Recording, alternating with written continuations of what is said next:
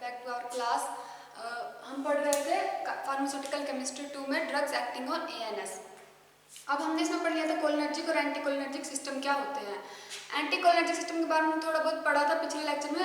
इस लेक्चर में हम थोड़ा सा ब्रीफ देख लेते हैं इसका। एंटीकोलिनर्जिक ड्रग्स, जो एंटीकोलिनर्जिक सिस्टम होता है उसमें से जो एसिटाइलकोलाइन होते हैं, जो हमारे पास एसिटाइलकोलाइन जो मेन इंग्रेडिएंट है जो एसिटाइलकोलाइन कोलिनर्जिक सिस्टम का, ये क्या करता है, निकोटिनिक एंड मुस्केरिनिक रिसेप्टर्स जो होते हैं ये एसिटाइलकोलाइन को बाइंड करते हैं अपने साथ और फिर वो अलग अलग ऑर्गन्स के लिए जाके काम करते हैं। जब एसिटाइलकोलाइन बहुत ज़्यादा अमाउंट में हमारी बॉडी में प्रेजेंट होता है, जब वो बहुत ज़्यादा काम करने लग जाता है, बहुत ज़्यादा अमाउंट हो जाती है एसिटाइलकोलाइन की, तो उसको बोलते हैं हम एसिटाइलकोलाइन पॉइजनिंग। मतलब कि जब एसिटाइलकोलाइन क्या हो गया हमारी बॉडी में बहुत ज़्यादा अमाउंट में हो गया और वो बहुत ज़्यादा बाइंड करने लग गया। अब देखो एसिटाइलकोलाइन कैसे बाइंड करते हैं उनको, फिर जब एसिटाइलकोलाइन की एक्टिविटी को रोकने के लिए जो ड्रग्स दी जाती है उनको बोलते हैं एंटीकोलिनर्जिक ड्रग्स। अब एसिटाइलकोलाइन कैसे रिएक्ट करता है, जैसे मान लो ये हमारा रिसेप्टर, तो ये है एसिटाइलकोलाइन, ये एसिटाइलकोलाइन है। अब एसिटाइलकोलाइन क्या करता है, यहाँ पे जाके बाइंड कर जाता है। जब अगर हमें एसिटाइलकोलाइन की एक्टिविटी को रोकना है तो हम क्या करेंगे, हम ड्रग्स यूज करेंगे जो एंटीकोलिनर्जिक ड्रग्स हैं। वो कौन सी होंगी, जैसे एट्रोपाइन हो गया। अब एट्रोपाइन क्या करेगा, ये मान लिया हमने क्या है, एट्रोपाइन है। एट्रोपाइन, अब जब हमें एसिटाइलकोलाइन की एक्टिविटी को रोकना है तो हम क्या करेंगे, सबसे तो एसिटाइलकोलाइन के बाइंड होने से पहले ही एट्रोपाइन वहां जाके उसकी साइड पे बैठ जाएगा। फिर जब एसिटाइलकोलाइन आएगा तो वो क्या कर जाएगा, पेनिट्रेट कर जाएगा, मतलब कि वो वहां पे एक्ट नहीं करेगा। तो इससे क्या होगा, एसिटाइलकोलाइन की एक्टिविटी रुक जाएगी। तो जो एसिटाइलकोलाइन पॉइजनिंग को कम करने के लिए हम कौन सी ड्रग्स यूज करते हैं, एंटीकोलिनर्जिक ड्रग्स। एंटीकोलिनर्जिक ड्रग्स के कुछ थेरेप्यूटिकल यूजफुल है जो एंटीकोलिनर्जिक ड्रग्स के, वो क्या है, ये एंटीस्पेस्मोडिक रिएक्शन, एंटीस्पेस्मोडिक एक्टिविटी देता है, एंटी मुस्करिनिक एक्टिविटीज देता है। ये सब क्या है, इसके यूजफुल है इन सब चीजों के लिए। उसके बाद अगर हम देखें तो सबसे पहले हम पढ़ेंगे atropine. First drug is atropine.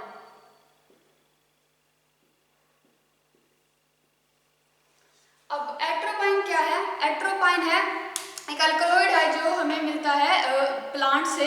तो एट्रोपाइन जब ड्यूरिंग आइसोलेशन होती है तो क्या होता है, नेगेटिव जो प्लस माइनस हायोसाइन होता है, एक कंपाउंड ड्रग्स जो अल्कलॉइड है उससे बना होता है। जो अब जब वो नेगेटिव अमाउंट में हायोसाइन प्रेजेंट हो जाता है तो वो रेसमाइजेशन के थ्रू क्या करता है, हमें एट्रोपाइन देता है। अगर हम एट्रोपाइन का स्ट्रक्चर देखें,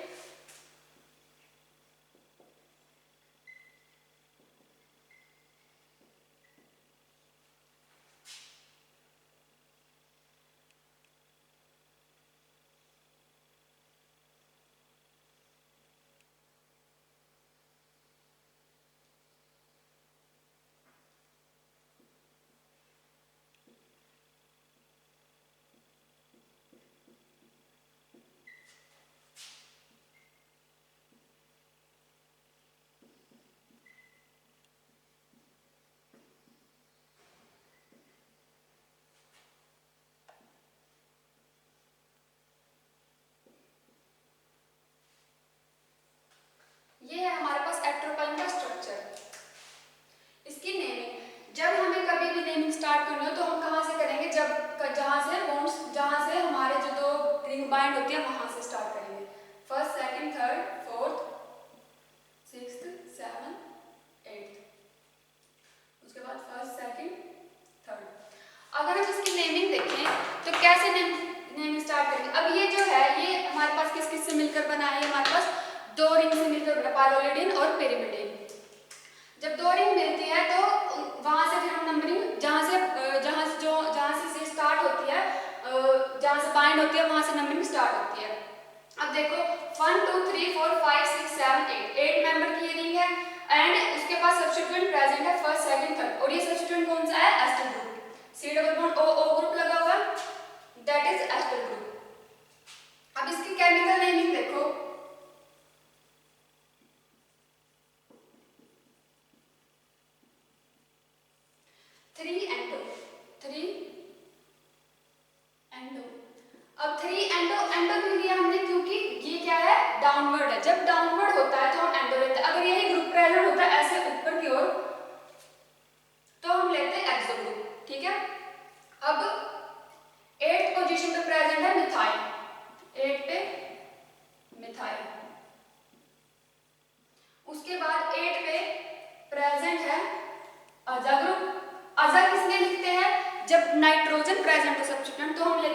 अगर सल्फर प्रेजेंट हो तो हम लेते हैं थाया, अगर ऑक्सीजन प्रेजेंट होता तो हम लेते हैं ऑक्सा ग्रुप। तो नाइट्रोजन की वजह से क्या आया, अजा। उसके बाद क्योंकि ये दो रिंग से मिलकर बनी है, ये जो बड़ी रिंग है दो रिंग से मिलकर बनी है, तो आएगा बाईसाइक्लो, बाईसाइक्लो 3.2.1। अब ये 3.2.1 क्यों आया, देखो ये किस लिए आया, जैसे अब यहाँ पे ये यहाँ से अटैच है, ये ब्रिज बना हुआ है, जब ब्रिज के एक साइड देखो वन ग्रुप सेकंड और थर्ड, तीन कार्बन प्रेजेंट है, इसका मतलब जो सेकंड थर्ड और फोर्थ कार्बन वो तीन है, तो इसकी वजह से क्या आया 3.2 किस लिए आया, क्योंकि अपोजिट साइड कितने प्रेजेंट है 6 और 7 नंबर कार्बन, तो उसकी वजह से क्या आया 2। एंड 1 किसकी वजह से आया, क्योंकि ब्रिज पे क्या प्रेजेंट है, एक नाइट्रोजन ग्रुप, यानी कि एक मेंबर प्रेजेंट है, तो उसकी वजह से आया 3.2.1। उसके बाद आएगा ऑक्ट। अब ऑक्ट किस लिए, क्योंकि एक मेंबर रिंग है, एक मेंबर रिंग के लिए क्या आता है ऑक्ट। उसके बाद आएगा 3y, ये किस लिए, क्योंकि 3 में क्या है आगे सब्स्टिट्यूएंट प्रेजेंट है, इतनी की हमने नेमिंग कर ली, अब आगे हम सब्स्टिट्यूएंट की नेमिंग करेंगे। उसके बाद थर्ड नंबर पे प्रेजेंट, इस चेन में थर्ड नंबर पे प्रेजेंट है हाइड्रोक्सी ग्रुप, तो आएगा ऑक्टोआइल 3, उसके बाद 3 हाइड्रोक्सी। देन सेकंड नंबर पे क्या प्रेजेंट है फिनाइल ग्रुप, 2 फिनाइल, एंड क्योंकि तीन मेंबर की रिंग है तो प्रोपेनोइड, प्रोपेन उसकी वजह से आया, एंड 8 किसकी वजह से आया, क्योंकि एक एस्टर ग्रुप प्रेजेंट है। This is the naming of atropine, और ये है इसका स्ट्रक्चर। अब मैं अगर एक बार और रिपीट कर देती हूँ कि कैसे आया, थर्ड पे क्या प्रेजेंट है एंडो पोजीशन पे आगे सब्स्टिट्यूएंट प्रेजेंट है, तो 3 एंडो।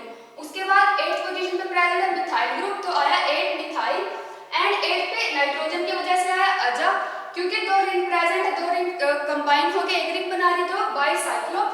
3.2.1 किस लिए आया, क्योंकि तीन कार्बन ब्रिज के एक साइड पे तीन एलिमेंट प्रेजेंट है, एंड दूसरी साइड पे दो एलिमेंट प्रेजेंट है, एंड एक ब्रिज पे प्रेजेंट है। उसके बाद 8 मेंबर की रिंग है, तो ऑक्ट। 3 पे आगे क्या सब्स्टिट्यूएंट प्रेजेंट है, तो 3y। उसके बाद अगले नेक्स्ट सब्स्टिट्यूएंट चेन में जो क्या है 3 पे क्या प्रेजेंट है हाइड्रोक्सी ग्रुप, 3 हाइड्रोक्सी। सेकंड पे प्रेजेंट है फिनाइल, 2 फिनाइल, और 3 कार्बन की चेन को हम बोलते हैं प्रोपेन, एंड क्योंकि एस्टर ग्रुप प्रेजेंट है तो propanoid. This is the naming. अगर हम इसका स्टीरियोकेमिस्ट्री के थ्रू देखें तो क्या बनता है इसका फिर naming, 1r 3r 5s propane 3y plus minus propane. ये इसके स्टीरियो के फॉर्म, जैसे 1 पे प्रेजेंट है वो राइट की साइड घूम रहे हैं, 3 पे प्रेजेंट है वो राइट से घूम रहे हैं, एंड 5 पे जो प्रेजेंट है वो लेफ्ट साइड के एंटी क्लॉकवाइज घूम रहे हैं। तो ये इसके स्टीरियो से ये आया 1r 3r 5s tropane 3yl plus minus tropane, ये थी उसकी नेमिंग। अब जो हमारे पास एट्रोपाइन है वो हमारे पास मिलकर बना है ट्रोपाइन, दिस इज द ट्रोपाइन एंड एक ट्रोपिक एसिड से। ट्रोपाइन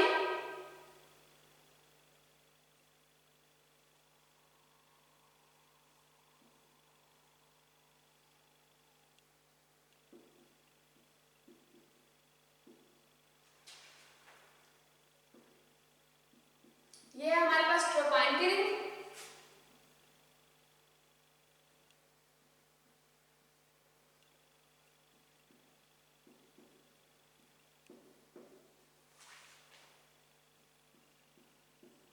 ये है ट्रोपिक एसिड। ट्रोपाइन और ट्रोपिक एसिड से क्या मिलकर बनी है हमारे पास atropine.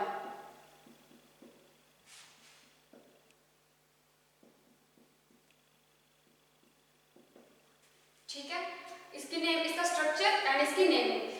Atropine is the main जो हमारे पास एलिमेंट है एंटीकोलिनर्जिक ड्रग्स में वो है, तो इसका स्ट्रक्चर हमें याद रखना है और इसकी नेमिंग हमें पता होनी चाहिए। उसके बाद हमारे पास इसकी क्या आती है आगे, इसकी प्रॉपर्टीज।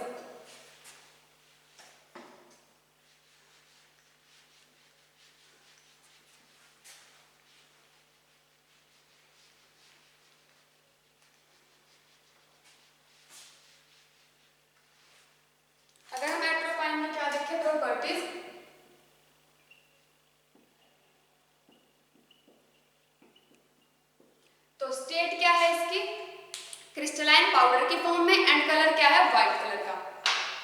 क्या है? वाइट क्रिस्टलाइन पाउडर, ये इसकी स्टेट है। ऑर्डर क्या होता है? ऑर्डर लेस होता है। ये टेस्ट कैसा होता है? बिटर। सारी ड्रग्स क्या होती है? बिटर टेस्ट की ही होती है, कुछ एक्सेप्शन को छोड़ के बाकी सारी क्या होती है? बिटर टेस्ट की। इसका जो सल्फेट साल्ट है वो हमें क्या देता है? कलर्ड कंपाउंड देता है। एंड उसके बाद क्योंकि ये क्या इजीली मॉइस्चराइज हो जाता है, लाइट से इजीली मॉइस्चराइज हो जाता है, इसको रखते हैं इन अ वेल क्लोज्ड कंटेनर में।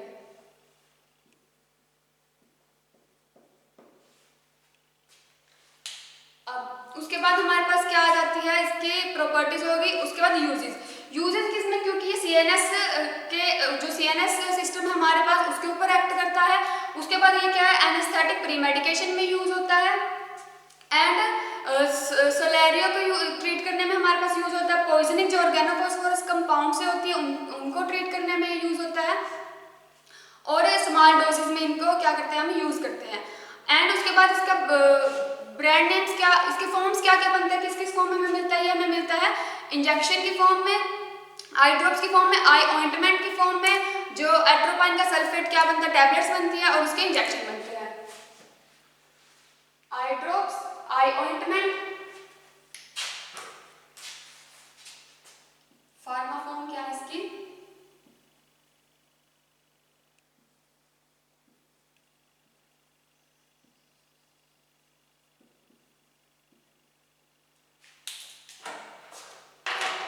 आई ड्रॉप्स, आई ऑइंटमेंट, एट्रोपाइन सल्फेट के टैबलेट्स,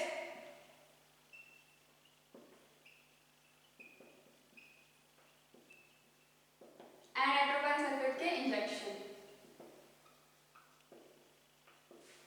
ये हमें इस फॉर्म में मिलता है। उसके बाद ये हमें हमारा ब्रांड नेम क्या है इसका? यूमिड्रिन।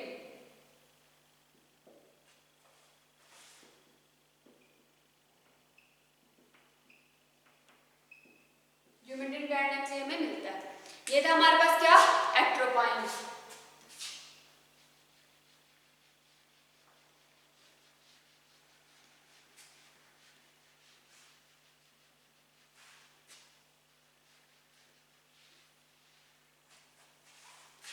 नेक्स्ट हम पढ़ेंगे होमाट्रोपाइन।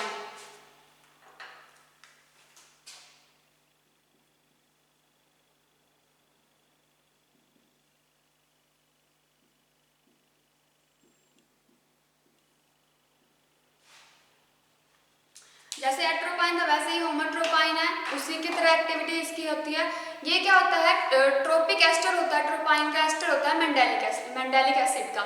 मेंडेलिक एसिड क्या होता है? Tropine ester.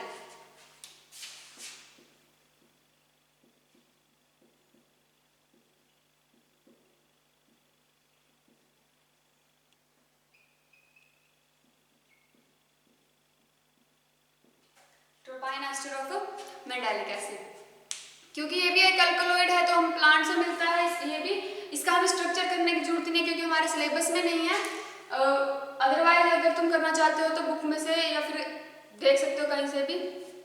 उसके बाद इसकी प्रॉपर्टीज क्या क्या होंगी?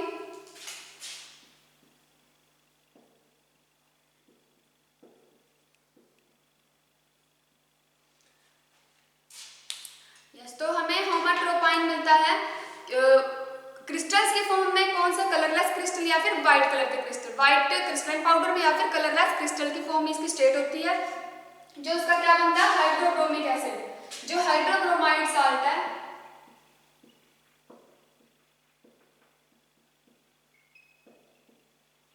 वो हमें मिलता है या तो कलरलेस क्रिस्टल की फॉर्म में या फिर व्हाइट क्रिस्टलाइन पाउडर।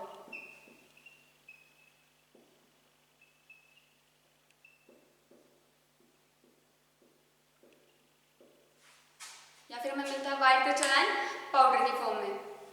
अब ये क्या करता है? हमारे पास जो इसका ऑर्डर क्या होता है, ऑर्डरलेस होता है। टेस्ट क्या होता है, जो मिथाइल ब्रोमाइड साल्ट है जो इसका होमोट्रोपाइन का, वो क्या होता है, बिटर टेस्ट का होता है। ऑर्डर क्या होता है, ऑर्डरलेस। एंड जो मिथाइल ब्रोमाइड साल्ट है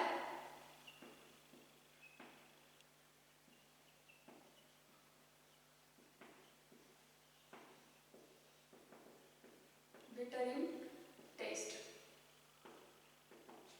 ये था हमारे पास इसकी प्रॉपर्टीज। सोल्यूबिलिटी, एट्रोपाइन भी किसमें सोल्यूबल है, वाटर के अंदर सोल्यूबल है, बट क्लोरोफॉर्म के अंदर फ्रीली सोल्यूबल होता है। वाटर के अंदर सोल्यूबल है, क्लोरोफॉर्म के अंदर फ्रीली सोल्यूबल होता है। और जो होमोट्रोपाइन है वो भी क्या है, freely soluble in water, freely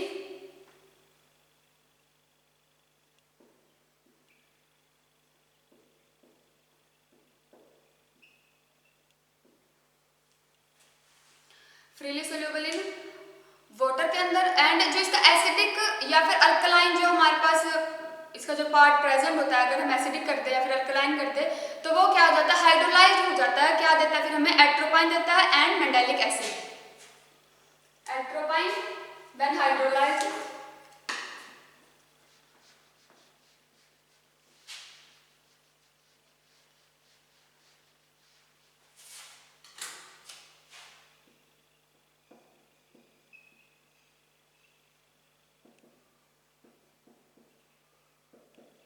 it gives tropine and mandelic acid। Same जैसे हमारा एट्रोपाइन था, अगर हम उसको हाइड्रोलाइज करते तो वो भी हमें क्या देता, ट्रोपिक एसिड देता और ट्रोपेन देता, जिससे वो मिलकर बना था ट्रोपिक एसिड एंड ट्रोपाइन। उसके बाद इसकी स्टेबिलिटी और स्टोरेज क्या है, क्योंकि ये हाइग्रोस्कोपिक नेचर का है, because of its hygroscopic nature इसको हम किस में रखते हैं, वेल क्लोज्ड कंटेनर में या फिर लाइट रेजिस्टेंट कंटेनर में, kept in light resistant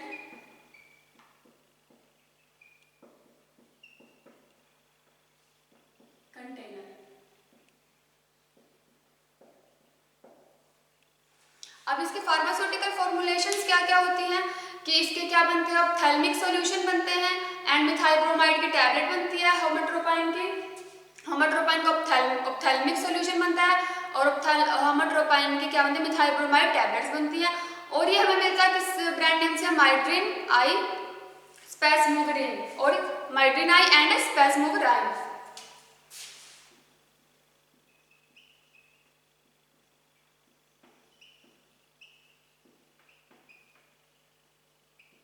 ये है इसके ब्रांड नेम्स, फार्मास्यूटिकल फॉर्म्स हमने इसकी पढ़ ली। तो नेक्स्ट है हमारे पास हायोसाइन।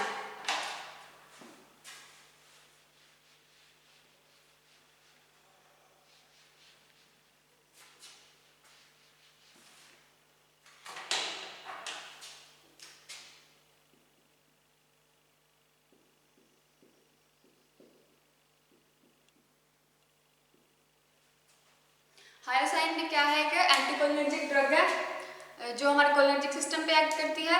हायोसाइन क्या हमें मिलता है,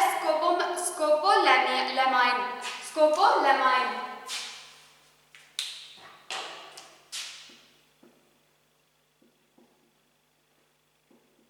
ये क्या है, एक अल्कलॉइड है। अल्कलॉइड से हमें, ये भी एक अल्कलॉइड है, तो जो हमें प्लांट से मिलता है, प्लांट कौन सा है, स्कोपोलामाइन। जो स्कोपोलामाइन प्लांट से हमें ये मिलता है। अब क्या है इसका, अपोक्सी ग्रुप है जो कि इस पे प्रेजेंट है 6th और 7th पोजीशन पे। इसका अगर हम स्ट्रक्चर देखें तो ये एट्रोपाइन से कैसे डिफरेंट है, बस इसका क्या प्रेजेंट है, एक इपोक्सी ग्रुप प्रेजेंट है एट 6th और 7th पोजीशन। जो हमारे पास हमने एट्रोपाइन का स्ट्रक्चर करा था उसके अंदर वहां पे 6th और 7th पोजीशन पे अगर मैं देखूं वो रिंग बना के बड़ी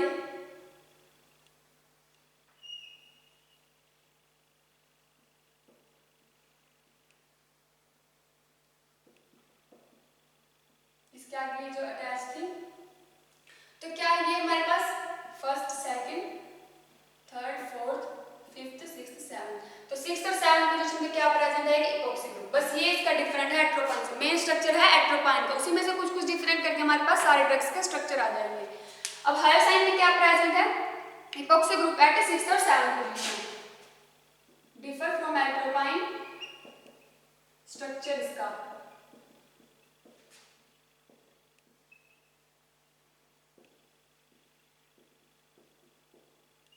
ओनली इपॉक्सी ग्रुप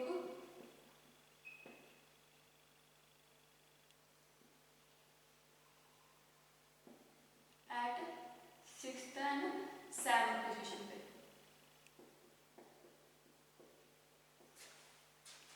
ये इसका डिफरेंट है हायोसाइन का। हायोसाइन का स्ट्रक्चर अगर हम इसकी प्रॉपर्टीज देखें तो प्रॉपर्टीज क्या है, इसके विस्कस लिक्विड में प्रेजेंट होता है जो क्या है स्लाइटली सोल्यूबल है वाटर के अंदर।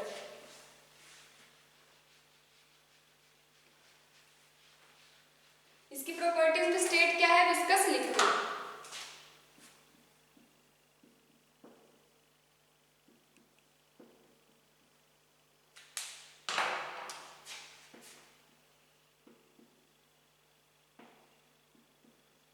विस्कस लिक्विड के फॉर्म में प्रेजेंट है जो क्या है सोल्यूबल है वाटर के अंदर,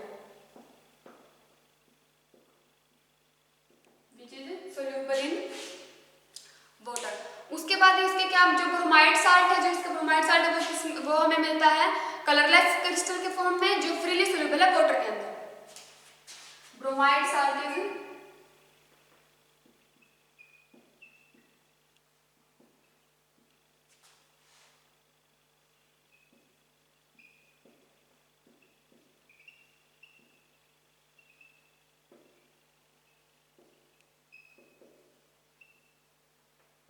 जो क्या है वेरी सोल्यूबल है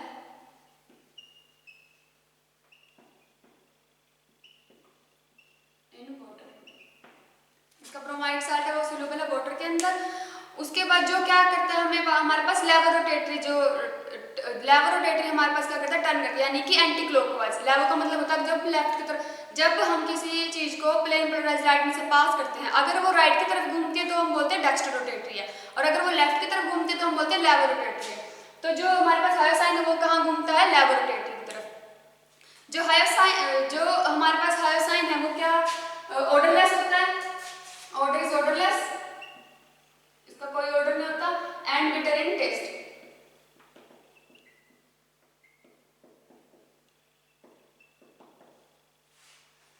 सोल्यूबिलिटी हमने देख ली। एंड क्योंकि ये क्या है हाइग्रोस्कोपिक नेचर का, तो इसको किस में रखते हैं, वेल क्लोज्ड कंटेनर के अंदर। सभी ड्रग्स किस में रखी जाती है, वेल क्लोज्ड कंटेनर्स में। उसके बाद इसके यूजेस क्या क्या होंगे, जो होमोट्रोपाइन के यूजेस क्या कहते हैं, वो जो एट्रोपाइन में यूज होते हैं, जैसे एट्रोपाइन जहाँ जहाँ यूज होता है वहाँ पर उसी के अंडर किसके यूज होते हैं, होमोट्रोपाइन के भी यूज होते हैं, लेकिन वो क्या है थोड़ा सा लेस पोटेंट है देन एट्रोपाइन से, एंड जो रेयरली यूज होता है इंटरनली। इसी तरह से हायोसाइन किस में यूज होता है, क्योंकि ये CNS acting, CNS drug system है, सीएनएस पे एक्ट करता है, तो सीएनएस के जो भी पार्ट सीएनएस डिप्रेशन की फॉर्म में, सिडेटिव जो है प्रोफाइलेटिक की फॉर्म में, एंड एंटी मुस्कैरिनिक ड्रग्स की तरह ये क्या होते हैं हमारे पास यूज होते हैं। उसके बाद जो हमारे पास ब्रांड नेम्स क्या है, किस किस नाम से मिलता है, एंटीस्पेस के नेम से एंड बेलाफेन।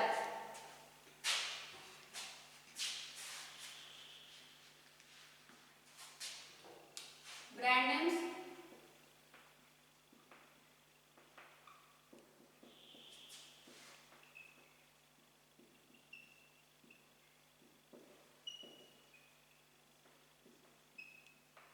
इस नाम से हमें मिलता है। तो इस लेक्चर में हमने पढ़ा क्या होता है एंटीकोलिनर्जिक ड्रग्स, क्या होते हैं वो कैसे काम करते हैं, क्यों हमें उसकी जरूरत पड़ती है, and anticholinergic drugs atropine, homatropine and hyoscine. बाकी जो ड्रग्स रहती है वो हम नेक्स्ट लेक्चर में पढ़ेंगे। Okay, thank you.